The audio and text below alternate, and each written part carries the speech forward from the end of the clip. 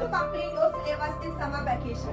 इसके साथ साथ आप अपने सिलेबस को भी पूरा तो कर सकते हैं ना, जो टाइम है आपके पास, तो ये तो आपके लिए डबल बेनिफिट है क्या। तो ये वीडियो आपके लिए बहुत इंपॉर्टेंट होने वाली है कि आपकी एंजॉयमेंट लाइफ के साथ साथ आपका स्टडी वाला जो लाइफ है वो भी बैलेंस होकर चलता रहे।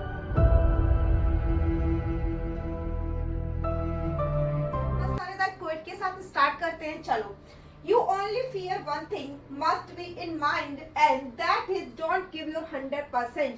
आपकी स्टूडेंट लाइफ है, आपके माइंड में, आपके दिमाग में सिर्फ एक ही डर होना चाहिए, वो भयानक डर होना चाहिए कि आज मैंने अपना 100% अपनी पढ़ाई को क्यों नहीं दिया, क्या ऐसा किया। ठीक है, आप समर वेकेशन में अपने सिलेबस को कैसे कंप्लीट करें। आप कहीं कुछ बच्चे क्या हमें, आप समर वेकेशन में ये कह रहे हो कि हम अपना सिलेबस पूरा करें, तो बेटा मैं समर वेकेशन में आपसे ये नहीं कह रही कि आप टिप्स पे मत जाओ, घूमने मत जाओ, नानी के घर मत जाओ, शादी अटेंड करने मत जाओ, ये सारे काम भी करो, बट इसके साथ साथ आप अपने सिलेबस को भी पूरा तो कर सकते हैं कि आपके लिए एंजॉयमेंट भी हो जाएगा प्लस आपका स्टडी भी हो जाएगा, दोनों का बैलेंस हो जाएगा। तो चलो इस वीडियो को स्टार्ट करते हैं।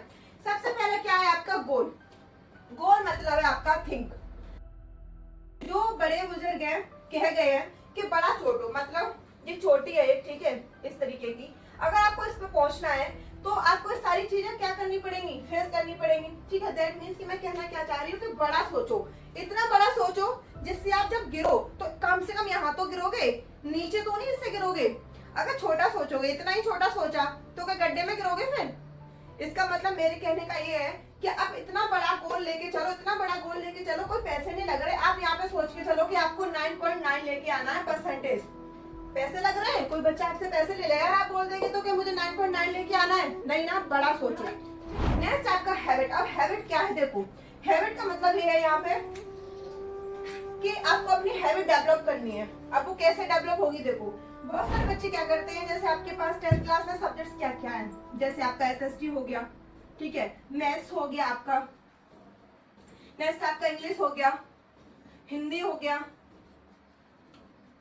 एंड आपका क्या रह गया, साइंस रह गया, ठीक है, एंड आपका क्या रह गया, साइंस रह गया। अब इसमें क्या होता है, कुछ चैप्टर आपके ऐसे होते हैं जो कि बहुत ज्यादा क्या होते हैं, डिफिकल्ट होते हैं। कैसे होते हैं, डिफिकल्ट होते हैं, ठीक है। तो बच्चे क्या करते हैं, उन्हीं से स्टार्टिंग कर लेते हैं, और जब डिफिकल्ट चैप्टर से स्टार्टिंग कर लेते हैं तो बोर हो जाते हैं, उनका मन नहीं लगता है। तो मेरा यहाँ पे कहने का मतलब क्या है कि आपको यहाँ पे सिर्फ अपनी हैबिट डेवलप करनी है। वो हैबिट डेवलप कैसे होगी आपकी, कि आपके पास सपोज दैट आपने इंग्लिश का एक चैप्टर उठा लिया, ठीक है, वो भी इजी सा उठा लिया, उसको आपको पढ़ने में बहुत मजा आ रहा है, आपको पढ़ने में मजा आ रहा है, आपने 10 मिनट पढ़ा एक दिन, दूसरे दिन आपने 4 मिनट पढ़ा, तीसरे दिन आपने मैक्सिमम 1.5 आवर पढ़ लिया, 1.5 घंटा पढ़ लिया आपने। कैसे पढ़ लिया, क्योंकि वो इजी था। तो मेरे यहाँ पे कहने का इन शॉर्ट ये मतलब है कि आप इजी चैप्टर को उठा लीजिए हर एक सब्जेक्ट से, चाहे वो साइंस हो, चाहे वो एसएसटी हो, चाहे वो मैथ्स का कोई चैप्टर हो आपका, चाहे वो आपका इंग्लिश ग्रामर का हो, चाहे हिंदी का हो। मेरे कहने का मतलब यहाँ पे एक सिर्फ आपको हैबिट डेवलप करनी है। क्या करना है, हैबिट कैसे डेवलप होगी, धीरे धीरे धीरे धीरे धीरे धीरे होगी। एक दिन ही आप सोचे 10 घंटे पढ़ना है मुझे, तो आज कभी ना पढ़ पाएंगे, लिख के दे रही हूँ, गारंटी है। अगर आप एक दिन में 20 मिनट पढ़ते हैं तो दूसरे दिन वो धीरे धीरे लेवल ऊपर होता जाएगा। आप 40 मिनट पढ़ने लगेंगे, आप फिर 60 मिनट पढ़ने लगेंगे, 1 घंटा पढ़ने लगेंगे। लेकिन वो कैसे होगा, जब आपको मजा आएगा, आप फील करेंगे, आपको कंफर्ट सा लगेगा कि हाँ मुझे चैप्टर आ रहा है, मुझे समझ में आ रहा है। तो मेरा यहाँ पे मतलब क्या था कि सिर्फ आपको क्या करनी है, अपनी हैबिट क्या करनी है, डेवलप करनी है अपनी। आपको कंसिस्टेंट रहना है। दैट मींस इन शॉर्ट यहाँ पे क्या है, आपका कंसिस्टेंट रहना है आपको, ठीक है। रोज रोज आपको थोड़ा थोड़ा पढ़ना है, उससे क्या होगा, बैठने शुरू कर देंगे, आपको बोरियत नहीं होगी। आगे है आपका सब्जेक्ट। सब्जेक्ट से मेरा मतलब ये है आपके कितने सब्जेक्ट है, 1 2 3 4 5 सब्जेक्ट है आपकी, मान के चलते हो क्लास 10th में। और इनको क्या करना है, आपको कैसे कंप्लीट करना है। अभी समर वेकेशन चल रहा है, जैसे आपके पास क्या है, अभी घर पे हैं आप, तो आपने कोई भी 1 शॉर्ट एक लेक्चर अटेंड कर लिया यूट्यूब से, जिस भी टीचर का आपको समझ में आता है। उसके बाद आपको क्या करना है, उन 1 शॉर्ट लेक्चर से आपने कंप्लीट कर लिया, ओके। देन आपको क्या करना है, उसके बाद अपना जो रेफरेंसेस बुक है आपकी, उनसे आपको क्या करना है, रीड करना। एक बार आपने रीड कर लिया, थोड़ा बहुत समझ में आया, दूसरी बार आपने रीड किया, आपको अच्छे से समझ में आएगा। भले ही 2 पेज रीड करे आपने, बट आपको समझ में आ गई। उसकी रिलेटेड एक्सरसाइज, उससे रिलेटेड क्वेश्चंस जो है आपके, वो आपको क्या करने हैं, अपने नोट्स बनाना, बिल्कुल फ्रेम करना है, की पॉइंट्स में लिखना है, हाईलाइट करके एकदम किससे क्या क्वेश्चन बन रहा है। और पॉइंट ऑफ एजुकेशन का मतलब ये है यहाँ पे कि कुछ बच्चे ऐसे होते हैं, शौक में बोल देते हैं आज मेरा पूरा चैप्टर कंप्लीट करके आया हूँ मैं। अब वहाँ पे अकाउंटेबिलिटी का जब नंबर आया ना, जब दोस्तों ने पूछा तो बता इसका मतलब क्या है, इस क्वेश्चन का मतलब क्या है, तो वहाँ पे आपका अकाउंटेबिलिटी क्या रहा, 0 रहा। क्यों 0 रहा, क्योंकि आपने फोकस किस पे किया, क्वांटिटी ऑफ एजुकेशन पे फोकस किया, क्वांटिटी ऑफ रीडिंग पे फोकस किया। आपको क्या करना, quality of education, of study, of reading को फोकस करना ओनली। भले ही एक पेज पढ़ो लेकिन उस एक पेज को ऐसा कर लो कि आंख बंद करके भी अगर आपसे कोई पूछे ना कभी भी तो आप बोल दो हाँ इस लाइन में ये, उस लाइन में ये, इस लाइन में ये, इस लाइन में है। इस तरीके से पढ़ो, क्वालिटी पे फोकस करो ना कि क्वांटिटी पे। डाइवर्सिफाई, देखो कुछ स्कूल वाले अपनी बुक रिकमेंड करते हैं, कुछ आपके पास एनसीईआरटी का सिलेबस होता है, ठीक है। तो ये जो आपका एनसीईआरटी और आपका जो स्कूल वालों ने रिकमेंड किया है आपको वो इनफ है आपके लिए। इसके अलावा आप एक्स्ट्रा रेफरेंसेस बुक ये वो फलाना ढमका मत करिए, इससे क्या होगा, कंफ्यूज हो जाएंगे आप, उनको फिर समेट नहीं पाएंगे। तो दो बुक जो आपके स्कूल वाले रिकमेंड करते हो और जो आपका एनसीईआरटी है वो आपके लिए इनफ है स्टडी करने की। तो आप यूट्यूब से और एनसीईआरटी से समर वेकेशन में अपना अच्छे से अपने उन चैप्टर्स को कंप्लीट कर सकते हैं जिनमें आपको दिक्कत होगी। पहले तो आपको हैबिट डेवलप करनी है, जब आपकी हैबिट डेवलप हो जाएगी तो आप फिर उन चैप्टर्स को भी कंप्लीट करने लगोगे जिनको आपको दिक्कत होती है, जो आपको एक बार में समझ में नहीं आते। जब आपका क्लास में वो चैप्टर कराया जा रहा होगा ना तो आपको उसके डाउट पता होगा, आपको उसके क्वेश्चंस पता होगा, आपको वहाँ पे ये पता होगा कि इसमें हाईलाइट पॉइंट्स क्या है। तो आप वहाँ पे क्वेश्चन पूछ सकते हैं, जो आपका डाउट है हैंड रेज करके, मैम इसका मतलब क्या है।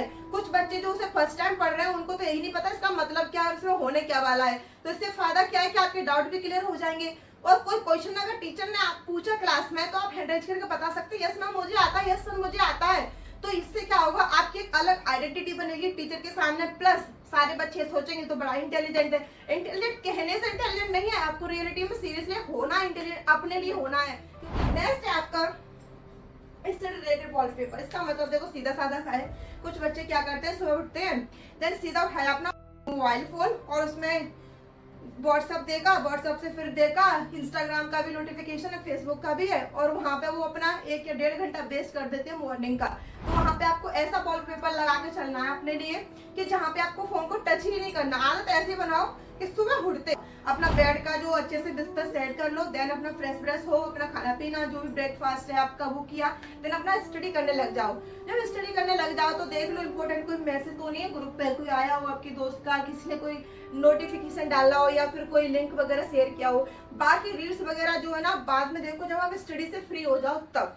कुछ पॉइंट्स थे जिससे आप अपने समर वेकेशन में अच्छे से क्या कर सकते हैं, अपने सिलेबस को कंप्लीट कर सकते हैं। इन शॉर्ट में अगर आपको यहाँ पे बताना चाहो तो इसका मतलब ये था कि आपका जो एंजॉयमेंट लाइफ है अभी जो 10th क्लास में, जो 9th से 10th में आ गए हैं, 11th से 12th में चले गए, उनका एंजॉयमेंट लाइफ तो यहाँ रखा है उन्होंने और स्टडी को यहाँ रखा है। मैं सिर्फ ये कहना चाहती हूँ, दोनों में क्या करना चाहती हूँ, बैलेंस करना चाहती हूँ। आप एंजॉय करो, मैं मना नहीं कर रही, बहुत एंजॉय करो, अपनी हैबिट को डेवलप करो, जो आपकी हॉबीज है उन्हें डेवलप करो। आपको डांस अच्छा लगता है डांस करो, म्यूजिक जो कुछ भी एक्सेट्रा एक्सेट्रा आपको अच्छा लगता है वो सब करो, बट स्टिल रहो फोकस करके अपनी स्टडी पर ही, उससे मत भटको बेटा। क्योंकि अभी जो आपकी लाइफ है ना, अभी आपसे सब ये पूछ रहे हैं भाई तू कैसा है, क्या कर रहा है, बाद में कुछ साल बाद ही जर्नी जब आपकी खत्म हो जाएगी स्टूडेंट लाइफ वाली, तब आपसे आपकी औकात पूछी जाएगी भाई तू क्या कर रहा है, तू तो ये था, तू तो वो था, तू कुछ भी नहीं है, तू तो टीचर है, तू ये है, तू वो है, देख मेरे पास ये वाली फॉर्च्यूनर है, मेरे पास ये है, मेरे पास वो है।